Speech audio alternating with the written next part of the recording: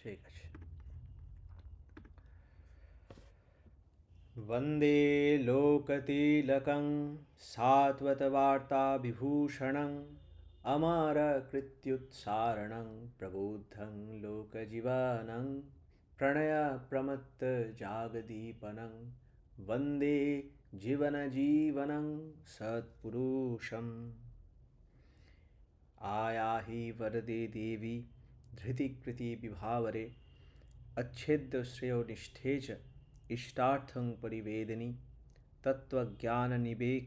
तत्त्वज्ञानविवेकिनि त्वं दीप्तकृतिमण्डिते धर्मविधायिनि भावार्थो विभूतिविभवान्विते धर्मविधायित्री देवी कृतियज्ञनियोजिके सत्याचारसुपालिके बोधिकारिणी ते नमः।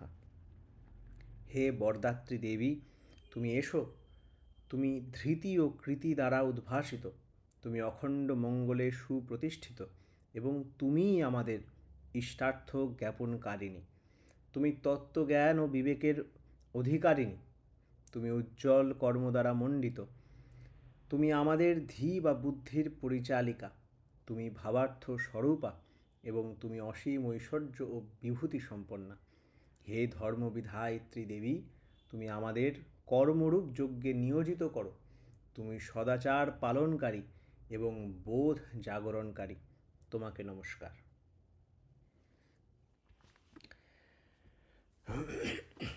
আজকে আমরা আমাদের সেকেন্ড চ্যাপ্টার সদাচারের বিষয়ে আমরা প্রবেশ করব। আমরা যেরকম আজকে বললাম যে সদাচার পালনকারী, আমরা মা যিনি পরমা প্রকৃতি, যিনি সুরে সুর যার সত্তা, মা Saraswati Bagdevi, the primordial sound, তাকেও আমরা সদাচারী বলছি। এই সদাচারের অনেকগুলো আমরা বিষয়ে যাব। তার আগে আমি একটু জানতে চাই আমাদের যারা আমরা আছি, আমরা সদাচার বলতে কী বুঝি। Just to give a basic idea, সদাচার কিন্তু প্রত্যেকটা লেভেলের সদাচার হতে পারে। আমি যে বেসিক হাইজিন, ওটাকেও সদাচার বলছি। আমার যে এটিকেট, কীভাবে ব্যবহার করতে, আচরণ লোকের সাথে, সেটা সৎ হতে হবে, সেইটাও বলছি। আবার সদাচারেরও অনেকগুলো স্টেজ আছে। বডির সদাচার হতে পারে, মাইন্ডের সদাচার হতে পারে, স্পিরিটের সদাচার হতে পারে, সোসাইটির সদাচার হতে পারে, সবটা নিয়ে সদাচার।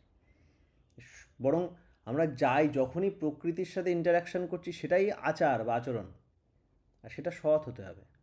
সৎ মানে যা অস্তিত্বের পরিপোষক, that is for our existence. Those kind of activities that benefits the existence. It can be my existence, ওটা আমার অস্তিত্ব হতে পারে, আমার পারিপার্শ্বিকের অস্তিত্ব হতে পারে। মূলত সবার মিলে যে আমার অস্তিত্ব যাকে বলে, তাকে সত্তা পোষণী করে যে আচরণগুলো, সেটাকেই বলে সদাচার। তাই আজকে আমরা আমি শুরু করার আগে আমি চাই সবাইকে একটা বেসিক জানি যে সদাচার বলতে তারা কি বোঝেন বা কি হতে পারে সদাচার, সেটা নিয়ে কিছু বলুন। আজকে যেহেতু এটা একটা প্রিফেস ক্লাসের, আগের দিন আমরা কর্মকৌশলটার একটা কনক্লুশন পেয়েছি। এখন কর্মটাও কীভাবে কী বুদ্ধি নিয়ে কর্ম করতে হয় তো বুঝলাম। এখন কর্মটা কোন ডাইরেকশন দেওয়া হবে সেটা নিয়ে আমরা আস্তে আস্তে যাচ্ছি সদাচারের মাধ্যমে। আমি সুমনা মায়ের কাছে অনুরোধ করব, মা একটু যদি বলো সদাচার বলতে আমরা কি বুঝি বা কি তোমার মনে হয়। সদাচার বলতে যেটা বুঝি, যেটা আমার ঠাকুরের যেটা আমরা আচরণ করছি সেটাই তো আমাদের আচার। যা কিছু খাওয়া দাওয়া চলাফেরা সারাদিন নিত্য কর্ম যা করছি সেটা আমাদের শরীরকে, এই চান করা, দাঁত মাজা, যা কিছু আমাদের গৃহিণীদের যেমন রান্না করার হলে সবার ঠিক থাকবে, মন ঠিক থাকবে, মাথা ঠিক থাকবে, সেই সব কিছু যা কিছু আমরা আচরণ করছি সেটাই হচ্ছে আচার। এবার আচারকে যখন আমরা সৎ আমাদের শরীরকে, আত্মাকে, যেটা তুমি বললে যে সদাচারের 3টে স্টেজ আছে সবকিছু, তারপরে যেটা তুমি বললে সামাজিক, সমাজকে, সব কিছুকেই যেটা সত্তা পোষণই করে তোলে, আমাদের মেন সোজা কথাই হচ্ছে আমাদের বেঁচে থাকতে গেলে আর আগে মানে আগে চলতে গেলে, মানে ভালো থাকা, বেঁচে থাকা, ভালো থাকা, সৎ পথে থাকা, আরো বৃদ্ধি পাওয়া, যা কিছু ইয়ে করতে গেলে, সেটা শরীরের হোক, মনের হোক, আত্মার হোক, সেইটাকেই মানে যেটা এই সত্তা পোষণী যা কিছু তখন আমরা করে চলি আমাদের যে কোনো আচরণের মাধ্যমে, সেটাই হয়ে যাচ্ছে সৎ আচার, সদাচার। এটাই আমি বুঝি। বাহ, একদম একদম। আমি এবার প্রিন্স ভাইয়ের কাছে একটু জিজ্ঞেস করব, এখানে প্রিন্স বলে এক প্রিন্স ভাই আছেন, তো তাকে আমি জিজ্ঞেস করব যে কি আপনার কি মনে হয় সদাচার বলতে কী রকম, কোন কোন হ্যাবিটগুলোর কথা বলা হচ্ছে, বা কোন কোন আচার? মা তো বলে দিলেন যে কী ব্যাপারটা সদাচার কাকে বলে, স্পেসিফিক যদি কিছু বলেন প্রিন্স ভাইকে বলবো। জয়গুরু। এই সদাচার বলতে হচ্ছে আপনাদের আচার আচরণ হতে পারে খাওয়ার সময়, খাওয়ার আগে, তারপর হাত ধোয়া, তারপর হচ্ছে ওয়াশরুমে থেকে যাওয়ার পরে বা আসার সময়, তারপর বাইরে কোথাও গেলে কিছু খাওয়ার আগে হাতটা ধুয়ে নেওয়া, ঠাকুর যেটা মেনে। তারপর হচ্ছে আপনার এই আমরা সময় চায়ের দোকানে বসি, ওটা কিন্তু 12 মাস। তারপর আর একটু জোরে বলেন তো। হ্যালো, হ্যাঁ হ্যাঁ হ্যাঁ, বলেন। তারপরে চায়ের দোকানটা পরে আর শুনতে পাইনি। আমি বলতে চাচ্ছিলাম যে চায়ের দোকানে ঠাকুর তো বসতে মানা করছেন, হুম আমরা না পেলে অনেক সময় বসি। হুম। আমরা না পেলে অনেক সময় বসি, কাজে কাজে থাকতে হয়। তখন হচ্ছে আপনার যেমন হচ্ছে এখানে আপনার অনেক লোকে অনেক ধরনের মানুষ থাকে, মানে একই কাপে খাচ্ছে, ওদের রোগ জীবাণু ছড়াতে পারে, এটা এক ধরনের সদাচার হতে পারে। তারপর আমাদের বলা কওয়া গুলো, এটা মনে করি আমি। ঠিক ঠিক। আর এবার আমি একটু সায়নী নস্কর মাকে একটু জিজ্ঞেস করবো, তুমি কি বলো সদাচার মানে কি, বলো সায়নী।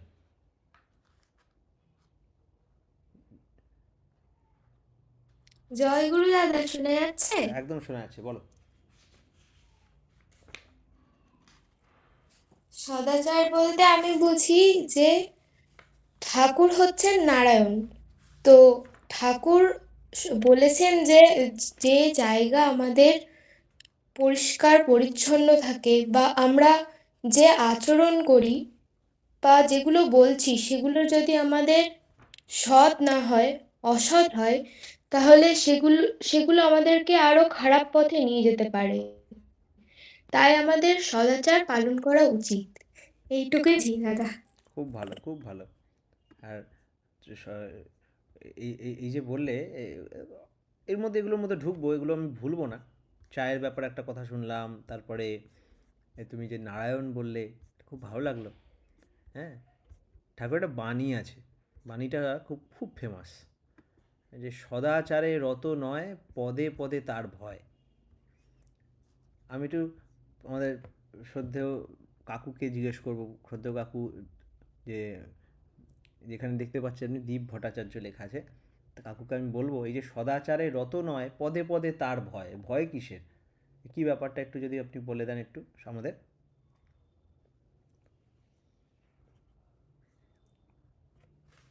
কাকু আছেন?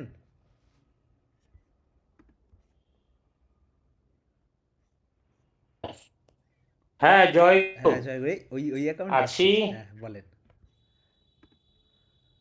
আছি, শুনছি, ভালো লাগছে।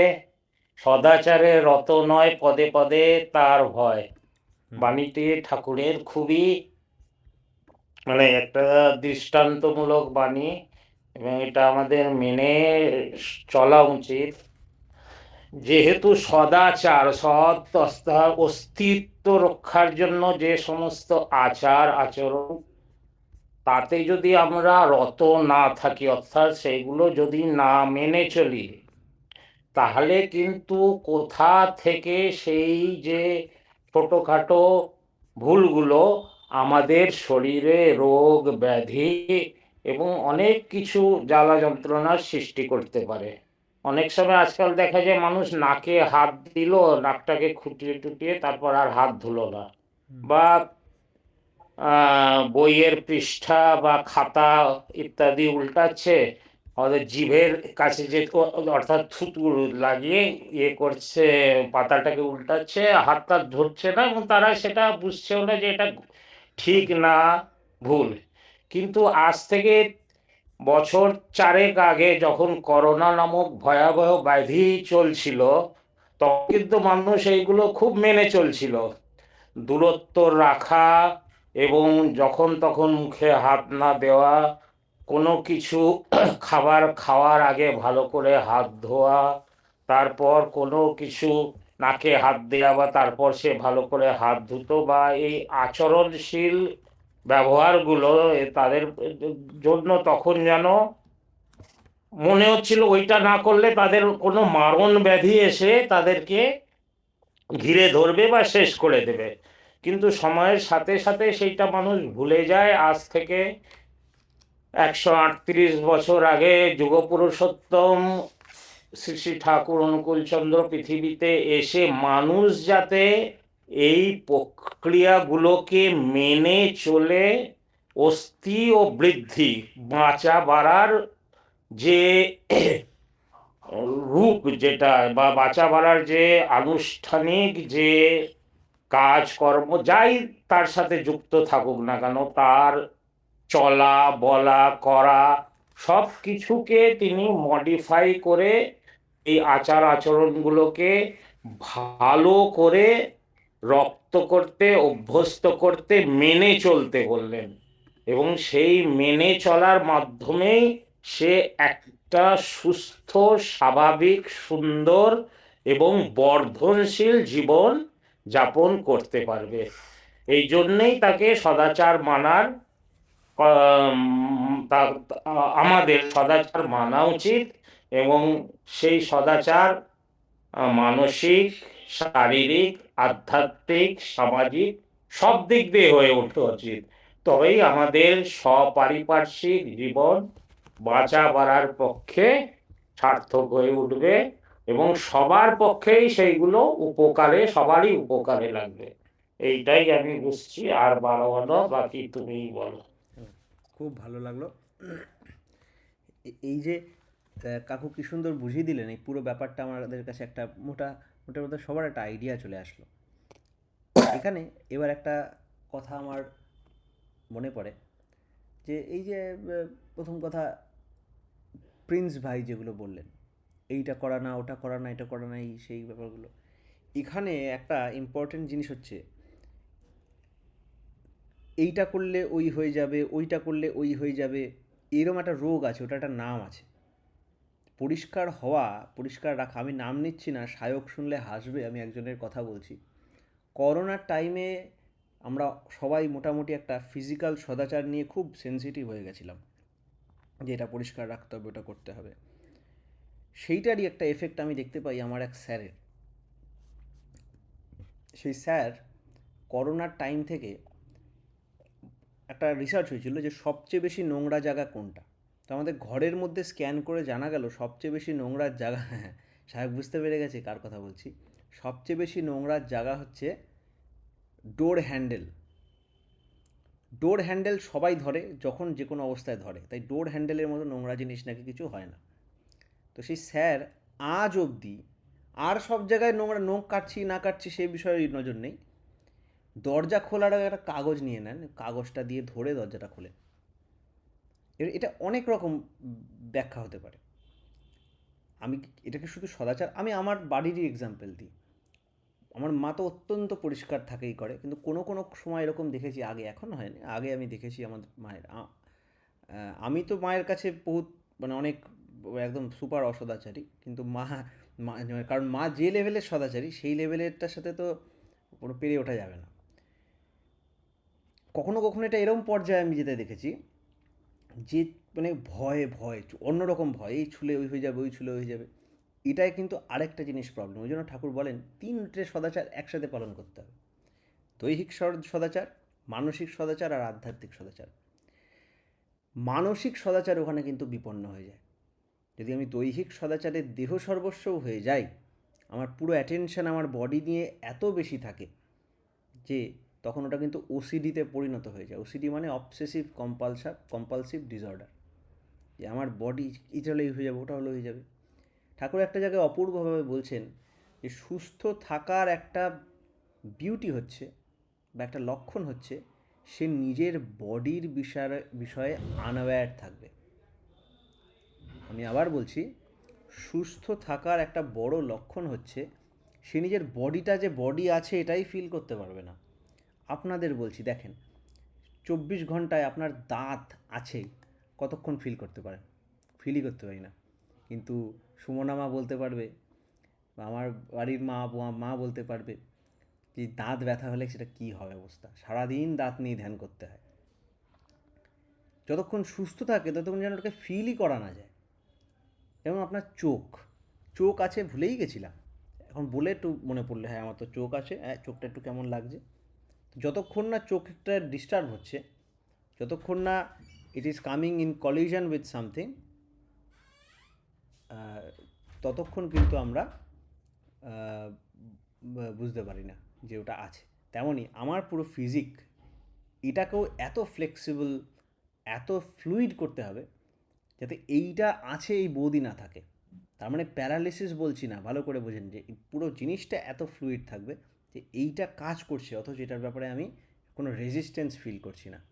কোনো কিছু আছে আমরা তখনই ফিল করি যখন সেটা আমার মুভমেন্টকে রেজিস্ট করে।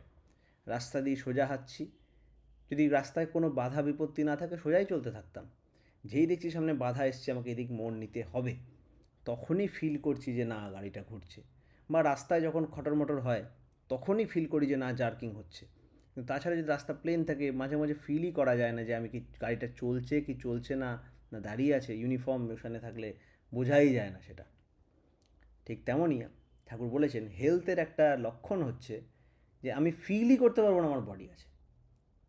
নাম্বার 1, আমি একটা জায়গা থেকে এবার পড়ে শোনাচ্ছি, নোটসগুলো আমরা দিয়ে দেবো, ঠিক আছে? ঠাকুর সদাচার নেই কি, তাই 3টে লেভেল আমাকে অ্যানালাইজ করতে হবে। এটা 2টো লেভেল, তৃতীয় লেভেলটা আরও ইম্পর্ট্যান্ট, আধ্যাত্মিক সদাচার। সেটা নিয়ে যখন এবার যত আমরা উপরে যাচ্ছি আমাদের আন্ডারস্ট্যান্ডিংয়ে, তত কিন্তু ফাইননেস বাড়ছে, হ্যাঁ, তত সূক্ষ্ম বিষয় নিয়ে আমরা বিচার করছি। যখন ফিজিক্যাল সদাচারের কথা বলছি এটা অনেকটা গ্রস, আরেকটু ফাইন গেলাম সেটা হয়ে গেল মেন্টাল সদাচার, মানসিক সদাচার। আরেকটু ফাইন গেলাম আধ্যাত্মিক সদাচার। তো আধ্যাত্মিক সদাচার যদি কেউ অ্যাকচুয়ালি ঠিক করতে চায় না, এই দুটো ঠিক হতে বাধ্য, by hook or by crook, বা এই দুটো বেনিফিটও সে পেয়ে যাবে। তাই আধ্যাত্মিক সদাচারটা কী সেটাও আমরা জানতে পারবো আস্তে আস্তে। আর যদি আধ্যাত্মিক সদাচার থাকে আর এগুলোর কোনো চিহ্ন মাত্র না থাকে, তাহলে জানতে হবে আধ্যাত্মিক সদাচারও হয়নি। আবার মানসিক সদাচার যদি বলি যে ঠিক আছে, অথচ আমার শারীরিক ফিজিক্যাল সদাচারের কোনো লক্ষণ দেখছি না, তাহলে বলতে হবে মানসিক সদাচারের সমস্যা আছে। 3টে মিলে একটা, আমি একটা পাঠ করছি আমাদের নোটসটার থেকে। সদাচার মানে হাইজেনিক প্রিন্সিপাল, স্বাস্থ্যসম্মত বিধি, যা পালন করলে সত্তা সুস্থ থাকে। এই সদাচার ধর্ম পরিপালনের বিশেষ অনুষঙ্গ। তাই শাস্ত্রে বলে আচারো পরমা ধর্ম, আচারো পরম ধর্ম, এটা বলা হয়েছে। শ্রী ঠাকুর বলেন সদাচারে বাঁচে বাড়ে, লক্ষ্মী বাধা তার ঘরে, সদাচারে রত নয় পদে পদে তার ভয়। সদাচার বলে কারে তাই তাকি রে তুই বুঝিস, যে আচারে বাঁচে বাড়ে সদাচার তা জানিস। মানুষের বাঁচা বাড়ার সাথে তাই সদাচারের গভীর সম্পর্ক। সদাচার সুষ্ঠুভাবে মেনে চললে মানুষের বাঁচা বাড়া সুরক্ষিত হয়, আর তা না মানলে যে কোনো সময় বিপদ আসে। এই সদাচার 3 প্রকার: দৈহিক সদাচার, ফিজিক্যাল হাইজিন, মানসিক সদাচার মেন্টাল হাইজিন, আর আধ্যাত্মিক সদাচার মানে স্পিরিচুয়াল হাইজিন।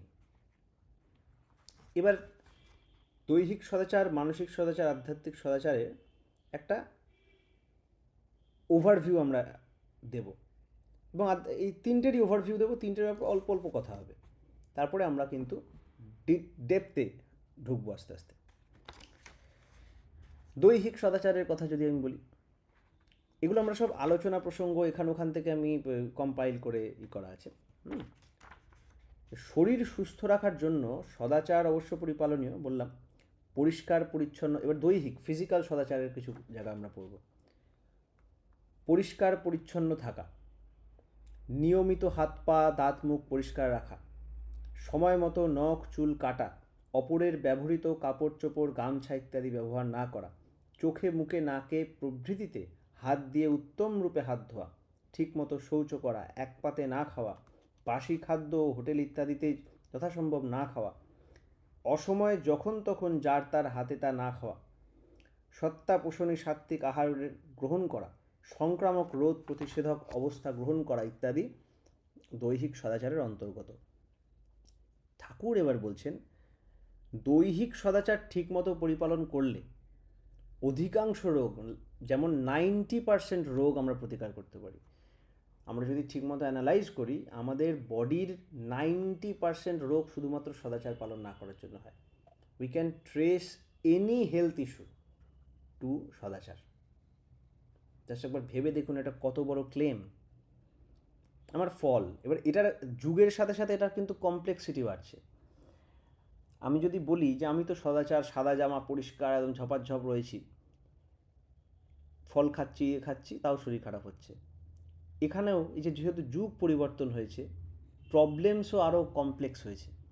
দেখা যাচ্ছে ফলে একটা এমন জিনিস মেশাচ্ছে বা ফলকে রং করার জন্য এমন একটা কেমিক্যাল ইউজ করছে যেটার জন্য আমরা অসুস্থ হয়ে যাচ্ছি। তাই দেখেন শত্রুও আর কত পাওয়ারফুল হয়ে গেছে এখন। তখন তার জন্য হয়তো আমরা কোনো ব্যবস্থা করলাম, আমরা গভর্নমেন্টের ওপর করলাম, বা আমরা ওরকম ওই যেমন আমরা মেশিন নিয়ে কাজ করছি, এটা বাধ্য হয়ে আমরা বিশ্ববিজ্ঞান থেকে রেনেটাসের সাথে কাজ করে ওই আপনার ভেজিটেবল অ্যান্ড ফ্রুটস ক্লিনার বলে একটা মেশিন আছে, ওটার এখন নাম দেওয়া হয়নি।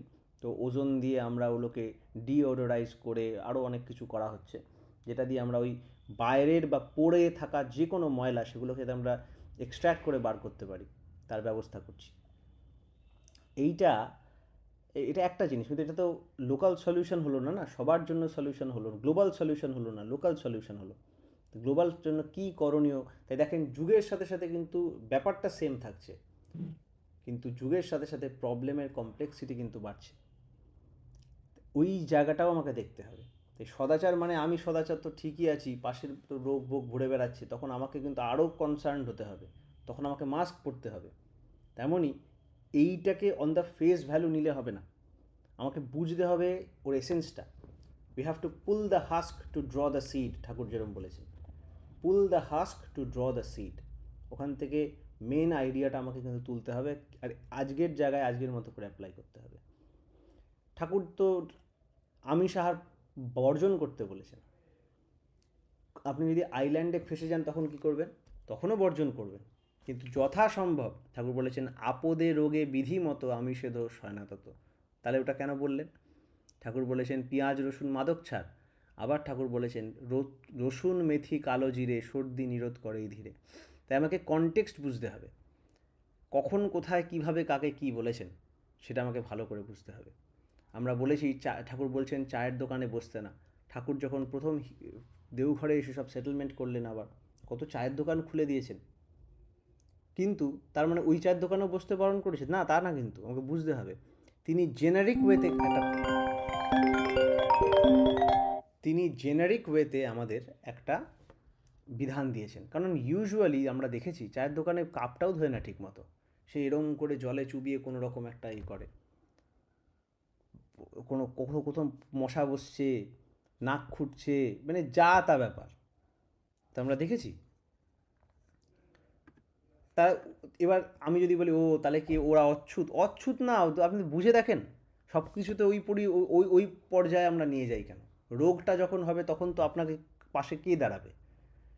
সেটার জন্য আপনার কাজের যে ক্ষতি হবে সেটার জন্য কে দাঁড়াবে? আরেকটা জিনিস, যখন আমাদের বডি খারাপ থাকে না, বুদ্ধিভ্রংশ হয়, আমাদের কিন্তু মাথা কাজ করে না ঠিক মতো, তখন কাকে পাবেন?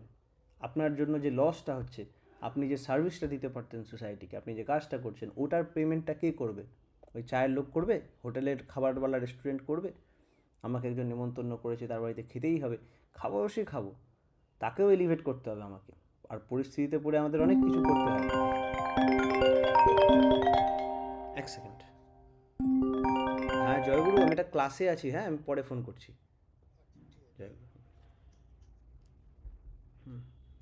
তো আমাদের এলিভেট করতে হবে সেই জায়গায় তাদের, করে তারপরে খাও। ঠাকুর কিন্তু সদাচারে মন দিয়েছেন, সদাচারে কুলে শুধুমাত্র মন দেননি, সেটা নিয়েও আমরা ঢুকবো। এটা নিয়ে অনেক বিতর্কও হয়, না বুঝে আমরা করি। কিন্তু কখনো কখনো কি হয়, আমরা কিছু এক্সট্রিম স্টেপ দিয়ে রাখতে, আগে ঋষিরা দিয়ে রাখতেন যে আমি 2 স্টেপ এক্সট্রা কাজ দিয়ে রাখি, তাতে হয়তো তার থেকে একটু কম পালন করবে। তাই জন্য আমাদের অনেক সময় এগুলো অনেক এক্সট্রিম মনে হতে পারে। একটা এক্সাম্পল, ঠাকুরের একবার জল খেতে গিয়ে মুখ থেকে একটু জল বিছনায় পড়ে যায়, সেটার জন্য কেষ্টদা ওদের দিয়ে পুরো চাদর চেঞ্জ করালো। তো কেষ্টদা তো খুব যুক্তিবাদী মানুষ, তিনি ঠাকুরকে বলল, ঠাকুর এরমভাবে এইটুকু মুখের থেকে জল খাটে পড়লো, এইটুকুর জন্য আপনি পুরো চাদর চেঞ্জ করাচ্ছেন, এই ছোট ছোট ব্যাপারে এত আমরা সূচিবাই হলে তো তাহলে তো আমাদের পুরো সারা কাজই শেষ হবে না। তখন ঠাকুর তাকে বলছেন যে দেখেন কেষ্টদা, আমি যদি দাঁড়ায় দাঁড়ায় পেচ্ছাপ করি, আপনারা হাঁটতে হাঁটতে মুতবেন। এটা শুনে কেষ্টদা চুপ, সবাই চুপ, হাসলেন একটু। মানে ছিল যে আমি যদি এতটা এক্সট্রিম স্ট্রিক্ট না দেখাই আপনাদের, তাহলে তো আপনারা তো এইটুকুও করবেন না, মানে 1%ও করবেন না। আমি যদি এতটা করি তাহলে হয়তো আপনারা কশাস থাকবে এটার প্রতি আরেকটু। এবার এটা দেখে আমরা কি মনে হয়, ঠাকুর খুব পরিষ্কার পরিচ্ছন্ন, অবশ্যই পরিষ্কার পরিচ্ছন্ন, কিন্তু তার মানে কি এই, আপনি কি জানেন ঠাকুর একসময় মানুষের গু পরিষ্কার করেছে? সব যখন ভক্তরা এসেই পায়খানা করে সব থাকতো, ওখানে ল্যাট্রিন পরিষ্কার করার কোনো লোক ছিল না পাবনায়, ঠাকুর সকালবেলা, এবার সবাই ভাবতো এটা ঠাকুরের জাদু, ঠাকুরের লীলা বলে সব বলতো, যে সকালবেলা অটোমেটিক দেখছি সব পরিষ্কার। তারপরে একদিন কে একজন দেখলো রাত্রিবেলা মুখে রুমাল দিয়ে ঠাকুর ভোরবেলা বেরিয়ে যেত 2:30-3টে নাগাদ, যে ঠাকুরকে ভগবান বানিয়ে সবাই খেলা করছে, পুজো করছে, সব দেখাচ্ছে টাকাচ্ছে, বিশ্বগুরু উৎসব করছে, আর এত লোকের পায়খানা পরিষ্কার, জুতো গোছানো সব ভোর রাত 2:30 থেকে 5টা অবধি ঠাকুর করে নিয়ে ঘরে ঢুকছে। তাহলে তখন তার সদাচার কোথায় গেল? তার মানে সদাচার মানে কি ওইটাকে বাদ দেওয়া? না, তখনও কিন্তু সে তার ফর্টিটিউড একদম ঠিক। আর আমাকে ওটার 1% করতে বললেও পারবো না। কুকুর একটা পটি করে গেলে জল দিতে গায়ে লাগে, আমি এত সদাচার পালনকারী না। সবকটার জায়গা আছে, এই জায়গাগুলো না বুঝে আমাদের সেন্টারে, ওই জন্য ঠাকুরকে বুঝতে হবে ঠাকুরের পার্সপেক্টিভ থেকে। আমার পার্সপেক্টিভ দিয়ে শুধু একটা ব্যাখ্যা করলেই যে ওটা ঠিক হবে তার কোনো মানে নেই। তার জন্য জীবন বাণী দুটো একসাথে দেখতে হবে, তার জীবন দেখতে হবে, সেটার আঙ্গিকে বাণীটাকে এক্সপ্লেন করতে হবে, না হলে কিন্তু আমরা বিপদে পড়ে যাব। এইটা করেই আমাদের দেশে একসময় আনটাচেবিলিটি এসে গেছিলো। করতে গেলাম ঠিক, করতে গেলাম মানুষকে রোগ থেকে মুক্ত করে বসলাম, কি ছোঁয়ার ইয়েটা ওইরকম একটা গড়বড় করে ফেললাম। কি এক্স্যাক্টলি বলেছেন তার টিউনটা ধরতে পারলাম না, তাই না? এরপরে আসছে তাই মানসিক সদাচার। ঠাকুর বলছেন মানসিক সদাচারও অত্যন্ত গুরুত্বপূর্ণ।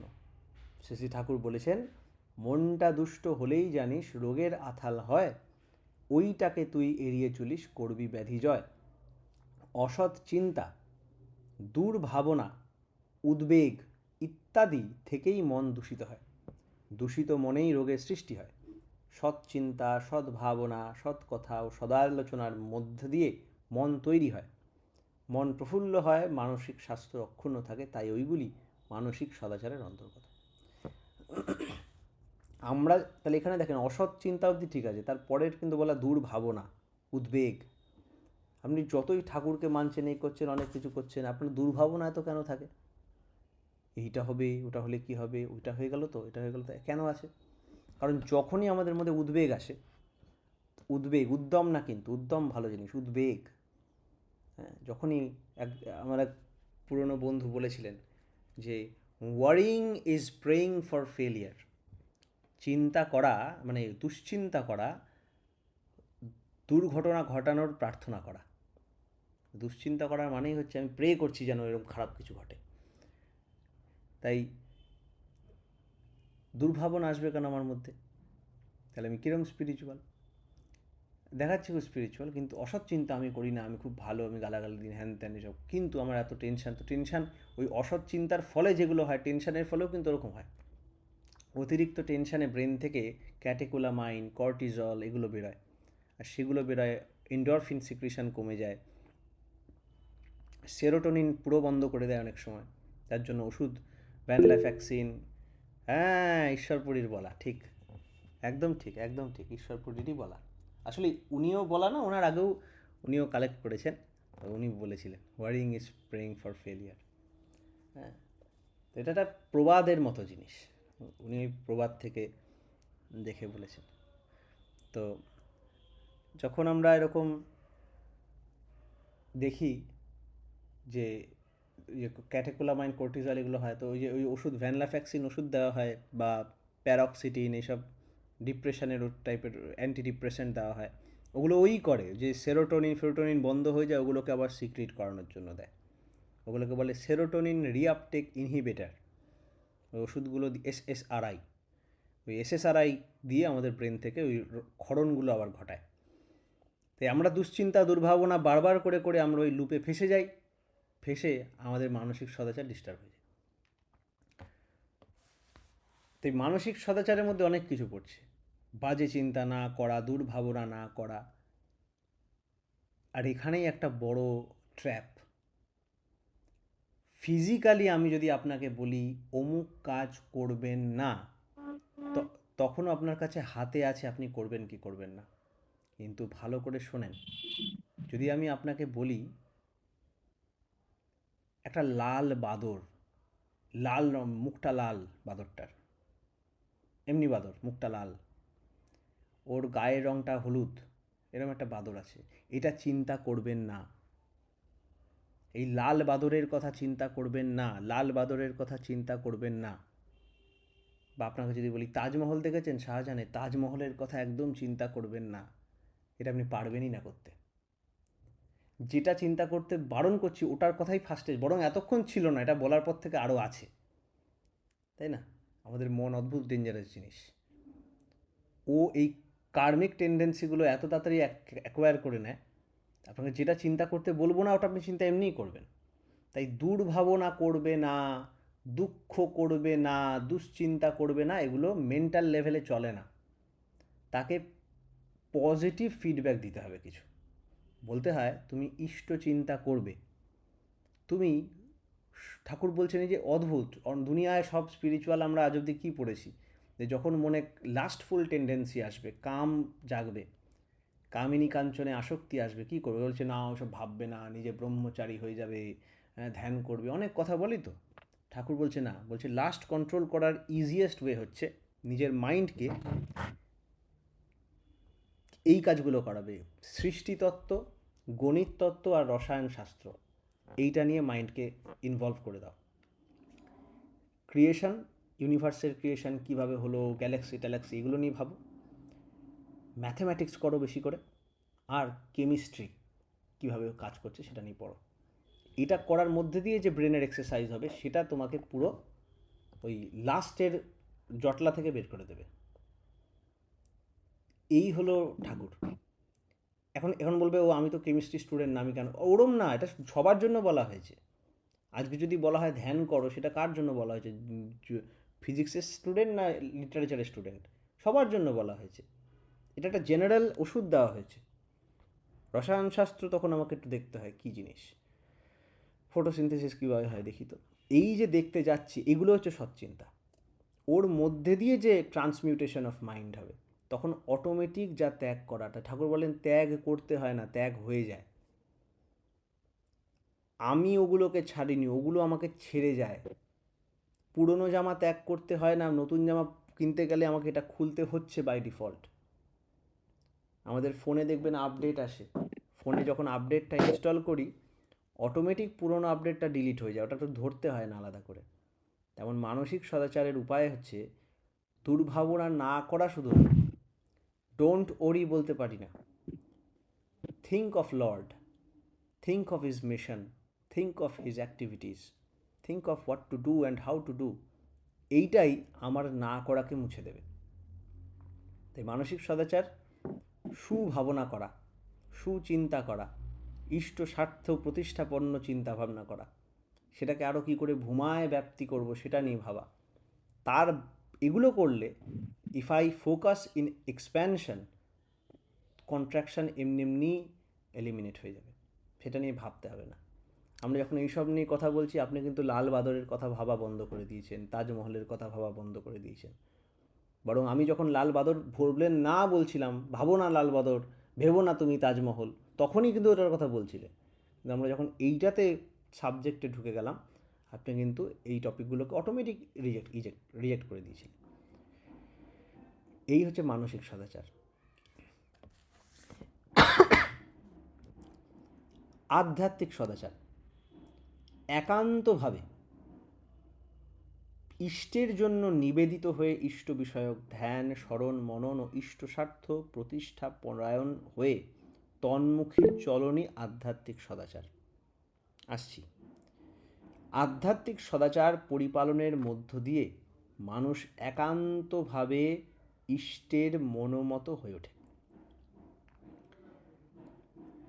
আধ্যাত্মিক সদাচার মানে, আরেকটু ক্ল্যারিটির জন্য নেক্সট একটা আলোচনা আছে, আলোচনা প্রসঙ্গ 9ম খণ্ডে ঠাকুর বলছে, আগে প্রশ্ন করছে যে একজন প্রশ্ন হচ্ছে শারীরিক সদাচারের কথা তো বুঝি, কিন্তু আধ্যাত্মিক ও মানসিক সদাচারটা কি?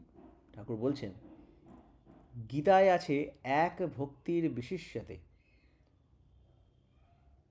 ওই এক ভক্তি পরায়ণতা অর্থাৎ অকাট্য ইষ্ট নিষ্ঠাই আধ্যাত্মিক সদাচার। হ্যাঁ অনির্বাণ ভাই, আসছি।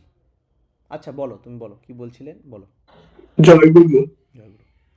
হ্যাঁ, ওই আগের টপিকের কনটেক্সটে ওই আমার একটা পরিচিত কোটেশন মনে পড়ছিল। বলো। ওই যে মাদার তেরেসার একটা কোটেশন, মানে উনি বলেছিলেন যে আমি কোনোদিন যুদ্ধবিরোধী মিছিলে যোগ দেব না, কিন্তু শান্তির জন্য মিছিল করুন, আমাকে আমন্ত্রণ জানাবেন। মানে ওই মাইন্ডের যেই ওই যেটা বলছিলেন না যে নতুন জামা কিনলে পুরনটার এমনিতেই ত্যাগ হয়ে যাবে। একদম একদম একদম একদম ঠিক বলেছেন। মানে যেটা বাধা দিতে চাই আমরা সেটাকে বাধা দেয়া যাবে না, বিপরীতে যেটা করতে চাই সেটা সেদিকে আর কি অ্যাক্টিভ হতে হবে। একদম একদম ঠিক বলেছেন, একদম ওটাই, ওরকমই। থ্যাংক ইউ, একদম ঠিক, থ্যাংক ইউ। তা ঠাকুর বলছেন, গীতায় আছে এক ভক্তির বিশিষ্যতে, ওই এক ভক্তি পরায়ণতা অর্থাৎ অকাট্য ইষ্টনিষ্ঠাই আধ্যাত্মিক সদাচার। ওটা যেন কিছুতেই কখনো না ছাড়ে তোমাকে, তোমার প্রতি পদক্ষেপের চলার সঙ্গে লেগে থাকা চাই ওটা। এইভাবে যদি তোমার সত্তার চলমানতার সঙ্গে জড়িয়ে থাকে ওটা, তাহলে বোঝা যাবে তুমি আধ্যাত্মিক সদাচার অবলম্বন করে চলেছ।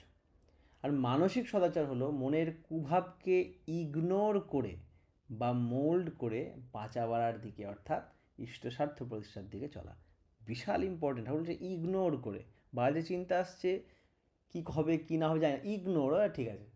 আমরা যেমন পরীক্ষার, আমাদের যখন রাত্রিবেলা পরীক্ষার আগের দিন আমরা চ্যাট করতাম, তখন কি মনে চলতো না যে এই পরীক্ষা কালকে সকালবেলা, আমরা ইগনোর করতাম, তাই দুশ্চিন্তা আসছে না। সেরকম আমরা ইগনোর করতে হবে। বাজে চিন্তা আসবে, ইগনোর করবো, লাস্ট আসছে মনের আসছে, আমার কি, ইগনোর করলাম, অন্য কাজে ঝাঁপিয়ে পড়লাম। ঠাকুর বলছেন মনের কুভাবে, এই ওয়ার্ডগুলো বিশাল ইম্পর্টেন্ট। ঠাকুর কোথায় কোন ওয়ার্ডিং ইউজ করেছেন, ওখানেই সব সলিউশন লুকিয়ে আছে। হ্যাঁ, ঠাকুর যে প্রথমে একবার বলে একান্তভাবে ইষ্টের জন্য, এই যে একান্ত বলে দিলেন, একান্ত মানে হচ্ছে এক আর অন্ত, ওটা ফার্স্ট, ওটাই লাস্ট, কোনো দ্বিচারিতা হবে না। বাংলা কথায় সহজ ভাষায় আধ্যাত্মিক সদাচার মানে ইউনিসেন্ট্রিসিটি। তিনি আমার মনে এক ছাড়া, মেরে তো গিরিধর গোপাল দুসরো না কই, এর ওপর যে সব কিছু আমি ওটার জন্য করব, ও বাদে আর কিছু আমি চাই না, তোরা যে যা বলিস ভাই, আমার সোনার হরিণ চাই। তা এরকমভাবে সব কিছু কিন্তু আমরা এক কেন্দ্রিক, এই একে সার্থক করার জন্য সব করব। আর তাকেই ভালোবাসবো যে সেই একের সমর্থন করে। দুনিয়াকে, সায়েন্সকে, সব কিছুকে মোল্ড করে আমি ওটার সমর্থনে ঘুরিয়ে আনবো। এইটা হচ্ছে ইউনিসেন্ট্রিসিটি। এর ওপর দাঁড়িয়ে আমরা বাকিগুলোকে ব্যাখ্যা করব। এইটা থাকলে মানসিক সদাচার এমনি হয়। ওকে, লেটস সি। ঠাকুর বলছেন মানসিক সদাচার হলো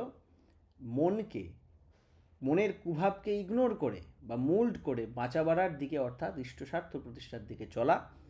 আধ্যাত্মিক সদাচারের ভিত্তির উপরই মানসিক ও শারীরিক সদাচারের ভিত্তি গড়ে তুলতে হয়, কারণ না হলে ওটা ওসিডি হয়ে যাবে। ঠাকুর হঠাৎ একদিন অনন্ত মহারাজকে বললেন, ঠাকুরের আশ্রমের সামনে এরকম একজন গরুর ঠ্যাং কেটে ফেলে রেখে দিয়েছে। কি মনে হলো ঠাকুর একদিন বলে, এই মহারাজ, একজন ঠাকুরের সামনে বসেছিল, সে বলছে যে এটা কোথা থেকে পচা গন্ধ আসছে। ঠাকুর একজনকে পাঠালো, বললো দেখো তো ওখানে কী আছে দরজার সামনে। গিয়ে দেখে আসলো একটা গরুর ঠ্যাং কেটে ফেলে রেখে, এবং আগে করতো ঠাকুরের আশ্রমে, গরুর ঠ্যাং কেটে ফেলে রেখে চলে গেছে। ঠাকুর মহারাজকে ডাকলো, মহারাজ তুমি যাও ওইটাকে, গরুর ঠ্যাংটাকে যাও ওখানে ফেলে দিয়ে আসো দূরে। আর সামনের লোকটা ভাবছে যে বাবা এই এরকম ধ্যান ধারণা করে লোকটাকে ডেকে এইসব করাচ্ছে। ঠাকুর তো বুঝতে পারছে সব মাথায় কি চলছে। তখন ঠাকুর মহারাজকে বললো, আচ্ছা মহারাজ হাত লাগাবে না কিন্তু, মুখ দিয়ে করবে। এইসব শুনে মহারাজের মনে কোনো বিকার হচ্ছে না, বলছে আচ্ছা ঠিক আছে, বলেছে গেল মুখ দিয়ে ওইটাকে তুললো। মহারাজ কিন্তু খুব পরিষ্কার পরিচ্ছন্ন, ওইসব ঠিক আছে, কিন্তু এই কাজটা যখন এরকম বললো, গেল মুখ দিয়ে দাঁত দিয়ে ওই গরুর ঠ্যাংটা তুললো, রক্ত ফক্ত মাখা, গেল গিয়ে ফেলে আসলো, এসে ঠাকুরের সামনে দাঁড়িয়ে রয়েছে, মুখও ধোয়নি। আরে মুখটা ধোও যা। তখন গিয়ে সে মুখ চোখ ধুলো ভালো করে, পরিষ্কার করে ধুয়ে সে আবার নিজের কাজে চলে গেল। আর সামনের লোকটা তো বলছি কী বাবা রে, কী পাগলামি। বিষয় হচ্ছে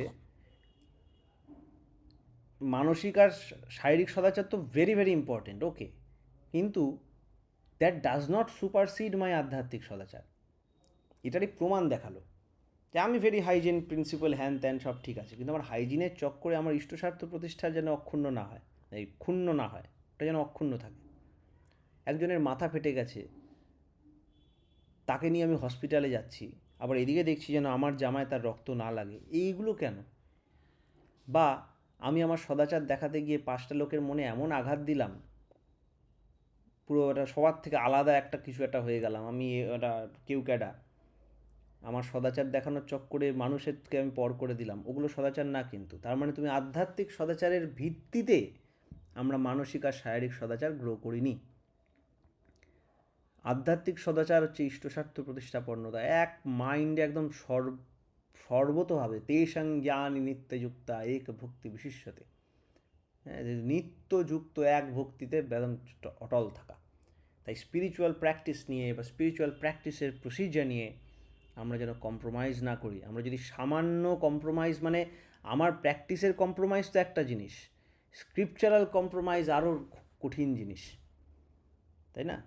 আমি আধার কার্ড বের করলাম না, বেঁচে গেলাম, আমি আমার লাইসেন্স বের করলাম না, বেঁচে গেলাম, এগুলো তো মানা যায়। কিন্তু যদি একবার আধার কার্ড দেখিয়ে দিই আর আধার কার্ডের মধ্যে দেখি ছবিটা আমার না, আমার সঙ্গে আমার বন্ধুর ছবি লাগানো, বা আমার ছবির জায়গায় বা আমার লেখার মধ্যে নামের স্পেলিংটা ভুল, তাহলে কিন্তু খতরনাক জিনিস হয়ে যাবে। তাহলে বলতে হবে ফর্মুলাটাই ভুল, তার থেকে আধার কার্ড না দেখাতে ঠিক ছিল। সিমিলারলি এই আধ্যাত্মিক সদাচারের ইম্পর্টেন্সটা এতটা যে ওই এক জায়গায় পুরো ফ্যানাটিক থাকা, অন্তত নিজের বেলায়, অন্যদের বেলায় না, নিজের বেলায় ওই একটা জিনিস নিয়ে একের কেন্দ্রে ফ্যানাটিক থাকা, নিজের বেলায়।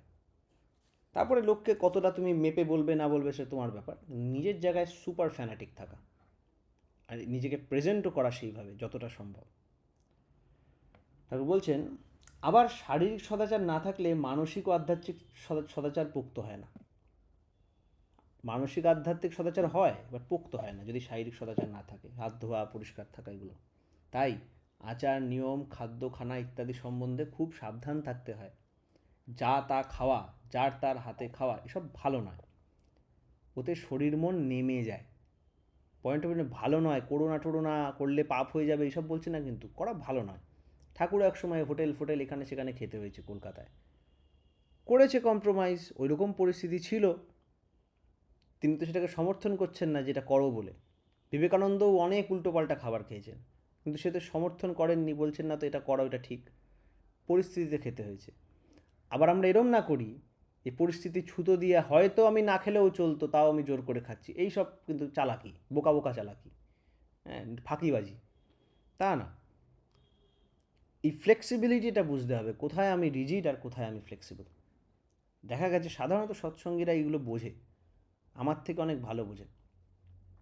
তো এগুলো ব্যাপার, কিন্তু ওই ওসিডি, তারপরে ওই যে সূচিবাই ব্যাপানা, বা ধরো ওই এক ভক্তি নিয়ে কম্প্রোমাইজ, এগুলোও আবার আমাদের সৎসঙ্গীদের আছে। শারীরিক সদাচার বুঝলে ওই জায়গায় একেবারে জিরো, আর তাই ওই জায়গায় জিরো হওয়ার জন্য এইগুলো একদম গড়বড় হয়ে যায়, এগুলো একদম মিনিংলেস হয়ে যায়, তখন এই সদাচারের কোনো ভ্যালুই থাকে না। আমি এমন বহু যে জায়গায় দেখেছি সদাচারের চক্করে মানে সবাইকে মন খারাপ করিয়ে আমি এই আমি সেই এরকম সদাচার এত পড়ে দেখাতে গিয়ে পুরো যাদের জন্য এত কিছু, যেটার জন্য এই সব, সেটাকেই একদম নষ্ট করে দিয়ে ওই লোক দেখানো, ওই সদাচার, ওগুলো ঠিক না, ঠাকুর বলেছেন। তাই শারীরিক সদাচার না থাকলে মানসিক ও আধ্যাত্মিক সদাচার পোক্ত হয় না। তাই আচার, নিয়ম, খাদ্য, খানা ইত্যাদি সম্বন্ধে খুব সাবধান থাকতে হয়। যা তা খাওয়া, যার তার হাতে খাওয়া, এসব ভালো নয়, ওতে শরীর মন নেমে যায়। এসব ব্যাপারে মাত্রা মতো, পয়েন্ট টু বি নোটেড, এসব ব্যাপারে মাত্রা মতো যুক্তি বিচার সমন্বিত গোঁড়ামি ভালো। এ ব্যাপারে গোঁড়ামি ভালো বলেননি, কিন্তু এ ব্যাপারে মাত্রা মতো যুক্তি বিচার সমন্বিত গোঁড়ামি ভালো। তোমরা যদি 16 আনা করো, তোমাদের পরিবেশ 2 পয়সা করবে। তোমাদের এতখানি নিখুঁত করা লাগে যাতে তার ফ্র্যাকশন করেও সমাজের ক্ষতি না হয়। This is the modus operandi of Thakur. ওরা কর্মীদের, যারা শ্রী ঠাকুরকে নিয়ে চলছে, তাদের বলেছে তোমরা এতটা করলে ফ্র্যাকশন সমাজ করবে, আর সে ফ্র্যাকশনেই সমাজ উপকৃত হবে। তাই জন্য তিনি এতটা বলেছেন, এটাই নর্মাল তিনি বলছেন না। তিনি বলেছেন তোমরা এতটা করলে এর ফ্র্যাকশন করবে সমাজ, তোমরা 16 আনা করলে তোমরা 2 পয়সা করবে সমাজ, আর সেই 2 পয়সাতেই যেন তাদের কাজ হয়। তাহলে তোমাকে কতটা করতে হবে, বিশেষ করে আমাদের কর্মীদের, এতটা করলে এর কিছুটা হয়তো লোকে করবে, আর তাতে যেন তাদের লাভ হয়। আমার লাভ করলে ভাবলে হবে না, তাদের যেন তাদের লাভ হয়, তার জন্য আমি এতটা করেছি। আমি 16 ঘন্টা পড়াশোনা করেছি, এটা দেখে আমার ভাই বোন যদি 10 ঘন্টাও পড়ে, আমি জানি 10 ঘন্টাতেই হয়ে যায় কাজ, আমি 16 ঘন্টা পড়েছি যাতে আমায় দেখে 10 ঘন্টা পড়ে, তাতে তো তুই ভালো নম্বর পাবে, আর ওটাই আমার অবজেক্টিভটা ফুলফিল হবে। তাই ঠাকুরকে জিজ্ঞেস করা হচ্ছে আধ্যাত্মিক, মানসিক, শারীরিক সদাচার তিনটের মধ্যে প্রধান কোনটা ঠাকুর? আলোচনা প্রসঙ্গ 18 খণ্ডে ঠাকুর বলছেন এই তিনটে দিয়েই একটা,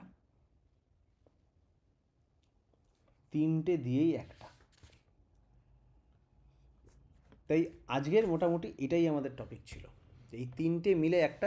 এই তিনটে মিলে একটা মানে বলা হচ্ছে যে, আমি যদি বলি আমার বাড়িটা মানে কি, আমার বাড়িটা কি প্লাস্টার অফ প্যারিস, আমার বাড়িটা কি ইট, না বাড়িটা সিমেন্ট, না বাড়িটা মাটি, সবকটা মিলেই বাড়ি, সবকটা মিলেই পুরো ব্যাপারটা। ইলেকট্রিসিটিও আমার বাড়ি, মাটিটা না থাকলে বাড়ি দাঁড়াতেই পারতো না, আবার ইট ছাড়া তো বাড়ি ইম্যাজিনও করা যাচ্ছে না, সিমেন্ট না থাকলে ইটগুলো লেগে থাকতো না, সবকটা মিলে একটা বাড়ি। তেমনই এই সদাচারের তিনটে পিলার মিলে আমাদের একটা কমপ্লিট সদাচার। তাই এইটাই হলো আমাদের আজকে একটা ইন্ট্রোডাকশান। এবারের নিটিগ্রিটিতে আমরা ঢুকবো আস্তে আস্তে, এবং আমরা চাইবো আপনারাও এটা নিয়ে ভাবুন এবং কতটা ডিপ যাওয়া যায়, কোন কোন বিষয়ে যাওয়া যায়। আর কোনো স্পেসিফিক কোয়েশ্চেন থাকলে, এই যে হাতে খাওয়া ফাওয়া, এগুলো নিয়ে খুব মজার জায়গা। এগুলো নিয়ে আমি যদি এখানে বকবক না করতাম, আমার যে অল্টারনেটিভ যদি আমার স্টুডেন্ট বলে আমরা ওখানে ওই আরেক আমার ফেস টু ফেস বসার আমার সুযোগ থাকতো, আমার কাছে অনেক খুব রেকলেস কোয়েশ্চেন আছে আমার মাথায়, সেটা জানি না আপনারা করবেন নাকি, সেটা করে আমরা ক্লাসটাকে আরও ইন্টারেস্টিং বানাতে পারি। তাই আজকে আর 5 মিনিট আছে, এখানেই আমরা কনক্লুড করছি। আপনাদের কোনো প্রশ্ন থাকলে করতে পারেন। আর আগের দিন কি কেউ কিছু পড়েছিলেন? ওই আমি বলেছিলাম বাকি বাণীগুলো পড়ে রাখতে, এবং সেখান থেকে যদি কোনো প্রশ্ন থাকে ওগুলো আমরা একসাথে ডিসকাস করতে পারি।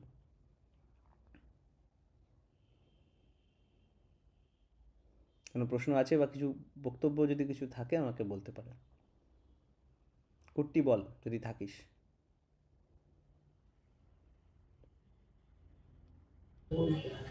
কি নেই আজকে, তাকে গুনু ছাড়েনি, আমি ও আছি। আচ্ছা আচ্ছা, হ্যাঁ। গুনু ছাড়েনি, ওকে খেলতে হবে ওর সাথে, আর আরে ওই জন্য সদাচারে একেবারে লক্ষ্মী ও রেকর্ড করে নিচ্ছে ওই জন্যে। ও আচ্ছা, ভালো ভালো, হ্যাঁ। হ্যাঁ হুম। ঠিক। আচ্ছা দাদা, আমার একটা প্রশ্ন আছে, আমার একটা কথা বলার আছে। হ্যাঁ এই যে আজকে যেহেতু সদাচার নিয়ে কথা হচ্ছে, আমি আমি কিছু কিছু নাম বলবো না, ঠিক আছে? তার নামটা নেব না। এমন কিছু লোক আছে যারা সদাচার নিয়ে অনেক কিছু বলে, কিন্তু তারা সেই সদাচারটা মানে না। তো এদের জন্য কি কিছু বলা যায় বা করা যায়? উনি কি মানে লোককে খুব বড় বড় কথা বলে যে এটা করবে ওটা করবে, কিন্তু নিজেরা করে না। ঠিক আছে, এখন আমি এটা এটা এটা নিয়ে আমি, এটা তো টপিকই না, এটা তো আমাদের টপিক নেই, সেটা তো অনেক না না, তুমি বিষয় আছে। সদাচার নিয়ে বললো তো, তাই আমি প্রশ্নটা তুললাম, নইলে আমি তুলতাম না। তাদের যেহেতু আজকে টপিক হচ্ছে সদাচার নিয়ে।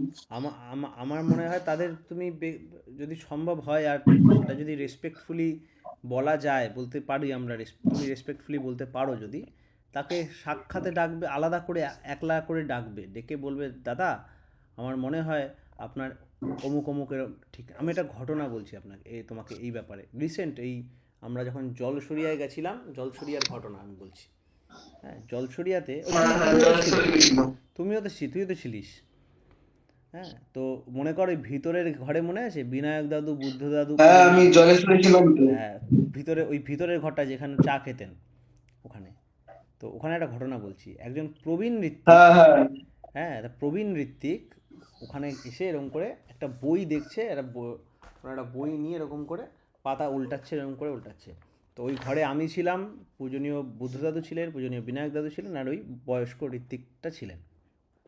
তাই এসে উনি এরকম করে, আচ্ছা। উনি বুড়ো বয়স্ক, এরকম করে পাতা উল্টাচ্ছেন আর জিভ দিয়ে নিয়ে এরকম করে পাতা উল্টাচ্ছে, জিভ দিয়ে নিচ্ছে পাতা উল্টাচ্ছে। এখন বিনায়ক দাদু আমাকে বলছে, দেখ তো কি সমস্যাতে পড়লাম, লোকটা এই চোখে সহ্য হচ্ছে না, ও মুখ দিয়ে এরকম করে চেঞ্জ করছে, কিন্তু কিছু বললেই ওনার ইগোতে লেগে যাবে, কি করব? আর পূজনীয় বুদ্ধ তো চোখে দেখতে পারে না ঠিক মতো, উনি এরকম করছে, বলছে কই তাই নাকি, মানে ভাব এক ঘরের মধ্যেই হচ্ছে, ওখানে বলতে পারছে না। ঠিক আছে, কি অড পরিস্থিতি। হ্যাঁ তখন কায়দা করে যেটা করা হলো, হ্যাঁ এবার আমি রয়েছি বাচ্চা ছেলে, আমিও দেখছি, এখন আমার সামনেও বলতে পারলে কেমন দেখাবে, বললে এটা হবে না, আমার সামনে ছোট করা হবে, ওনার লাগতে পারে ইগোতে। ইশারায় বুঝে আমি বলে চুপ করে বেরিয়ে গেলাম ঘরের থেকে, কারণ একটা ছোট্ট জিনিস নিয়ে দেখো কীরকম। বিনায়ক দাদু কায়দা করে প্লেস করলো নিজেকে, ফট করে হাতে জলের একটা শিশি যেটা থাকে হাত ধোয়ার, নিজে হাতে করে বাটি নিয়ে জলের বোতল নিয়ে ওনার সামনে চলে গেল, গিয়ে বলে দাদা দেন আপনার হাতটা ধুয়ে দিই। এটা দেখে ওই লোকটা তখন মাথায় স্ট্রাইক হলো, চো আমি মুখে হাত দিয়ে পাতা উল্টাচ্ছিলাম না। তখন বলছে হ্যাঁ দাদা আপনি এরকম করছিলেন, এটা তো আমারও খুব চোখে লাগছিল, তাই ভাবছিলাম আপনাকে কি করে বলবো, আপনি তো এরকম প্রবীণ ঋত্বিক। আর তখন ফট করে নিজে হাত ধুয়ে দেবো বলে জল নিয়ে গেল, তাতে ইগোটাও হলো না। আর আমি এটা বাইরে দিয়ে দেখছি পুরো, আমি বেরিয়ে গেলাম, আমার সামনে এটা ঘটলে কেমন লাগতো, একটা অপ্রস্তুতি লাগতো, যে একটা নতুন বাচ্চা ছেলে রয়েছে আর তার সঙ্গে ওরকম একজন প্রবীণ ঋত্বিকের একটা একটা ভুল কানেকশান হলো। কে এই আমাকে এই এরকম বলছে? এই এই এই এই এই জিনিসটার থেকে তুমি দেখো কি নিতে পারো, এই সেট আপটার থেকে। আমাদের এতটা সেন্সিটিভ হতে হবে লোকের সাথে ডিল করার সময়। আমার মনে পড়ে ঠাকুর আমাদের বলতেন যে, এখনও বলেন যে কাউকে নিয়ে ট্রিট করার সময়, কারুর সাথে ডিল করার সময় তোমাকে ততটা সেন্সিটিভ হতে হবে নিজের ব্যথা লাগার পর শুকিয়ে যাওয়ার পর একটা রক্ত শুকিয়ে যায় না, মামড়ি বলে, ওই মামড়ি তোলার সময়, ওই মামড়ি তোলার সময় যতটা সেনসিটিভ হও ততটা সেনসিটিভ হয়ে তোমার লোককে ধরতে হবে। যে ওই যেই কেটে গেল, বেশি টানলে কেটে যাবে, একটু ছেড়ে দিতে পারছি না, বাট না তুললেও হবে না। ওই নিজের মামড়ি তোলার সময় যতটা সেনসিটিভ হও ততটা সেনসিটিভ হতে হবে লোকের সঙ্গে ডিল করার জন্য। আর লোককে যদি আমার বকা দিতে হয়, ঠাকুর বলছেন লোককে যদি আমায় বকা দিতে হয়, সেই বকা দেওয়ার ব্যথা যেন তার থেকে বেশি আমার হয়, তবে তোমার অধিকার আছে অন্যকে বকা দেওয়ার। এই যে এত কথা আমি বলছি, এগুলোও কি আমি পারি না? And I have to acknowledge that, যে আমরা এগুলো করবো, তাই জন্যই আমরা অনুশীলন করছি, আমরা চেষ্টা করছি, আছি, হয়ও কখনো কখনো পারিও, আবার কখনো কখনো পাও পিছলে যায়, কখনো কখনো হাত আমার মুখে চলে যায়, ইচ্ছা করে আবার ঠান্ডার মধ্যে হাত ধোবো, মুখে হাত দিয়েছি বলে, এরকম হয়। কিন্তু তখন ওই যে ঠাকুর বললেন, মনকে তখন ইগনোর করতে হয়। মনকে ইগনোর করো, হ্যাঁ মনের হয়েছে, আমি আমার মতো যাচ্ছি, আমি ডিকটেট করব, ভালো লাগুক না লাগুক ওটা মনের ব্যাপার, বাট আমার যেটা করণীয় আমি করব। এটাই, এই করতে করতে আমরা ইভেনচুয়ালি মাইন্ডেরও মাস্টার হয়ে যাই অনেকটা। হয়ে গেলে তখন তো you can achieve anything that you want. ওটাই তো আমাদের চিন্তা। দেখো পাতি সদাচার দিয়ে আমরা কোথায় চলে যাচ্ছি, তাই না? তাই খুব ভালো, হ্যাঁ। তাহলে আজকে এখানে কনক্লুড করি, আমাদের টাইম হয়ে গেছে। এবার থেকে রেকর্ডিংগুলোকেও চেষ্টা হবে ছাড়ার, তবে একটা গ্যাপ থাকবে। এখন যদি আমার সদাচারের ক্লাস চলে, একটা অনেক বড় গ্যাপের মধ্যে আমরা রাখতে হবে, নাহলে কি লাইভ ক্লাসকেও, আমার মনে হয় লাইভ ক্লাসের ওর ইয়ে হয় না, ওর অল্টারনেটিভ হয় না। এটার মধ্যে যে ডিরেক্ট ইমপেটাস পাওয়া যায় সেটা আমরা রেকর্ডিং ক্লাসে পাই না, প্রথম কথা। দ্বিতীয় কথা, লাইভ ক্লাসেও কম থাকে, ফিজিক্যাল সামনে প্রেজেন্সে যা হয় ওটা আরও পাওয়ারফুল। তাই রেকর্ডিং দেখা ভালো, কিন্তু রেকর্ডিংয়ের লাইভটাও কিন্তু আরও ইম্পর্টেন্ট। কিন্তু এবার থেকে আমরা চেষ্টা করছি, যেটা প্ল্যান চলছে, যে এই লাইভ রেকর্ডিং যেগুলো যতটুকু হচ্ছে সেগুলো একটু কাটছাট করে আমরা ছাড়তে পারি নাকি কোনো সোশ্যাল প্ল্যাটফর্মে। তাই আপনারা সবাই ভালো থাকবেন। আবার আমরা নেক্সট ক্লাস থেকে এই আধ্যাত্মিক, মানসিক, শারীরিক এই সদাচারের সাবজেক্টে একটু প্রিসাইজলি, সিস্টেম্যাটিক্যালি ঢুকে আমরা এটাকে নিয়ে কমপ্লিট করব। আর আপনাদের জন্য একটা বেসিক হোমওয়ার্ক বলতে পারেন রাখবো, যে ঠাকুরের জীবন থেকে হোক বা নিজের জীবন থেকে হোক বা সোশ্যাল জীবন থেকে বা কোনো রিসার্চ পেপার থেকে হোক, যেখান থেকে হোক, এই সদাচার সম্বন্ধীয় কিছু ভালো ঘটনা এবং প্রশ্ন নিয়ে আগামী ক্লাসে উপস্থিত থাকতে। প্রশ্ন অনেক হতে পারে, যেমন আমারই প্রশ্ন হতে পারে যে অমুকের হাতে খাওয়া যায়, অমুকের হাতে খাওয়া যায় না, যুক্তিটা কি? ঠাকুর বললেন না, যুক্তিসম্মত, যথাযুক্তিসম্মত গোড়ামি ভালো, তো যুক্তিটা জানতে হবে। এরকম কিছু প্রশ্নও আমার চাই, আবার কিছু উত্তরও আমার চাই।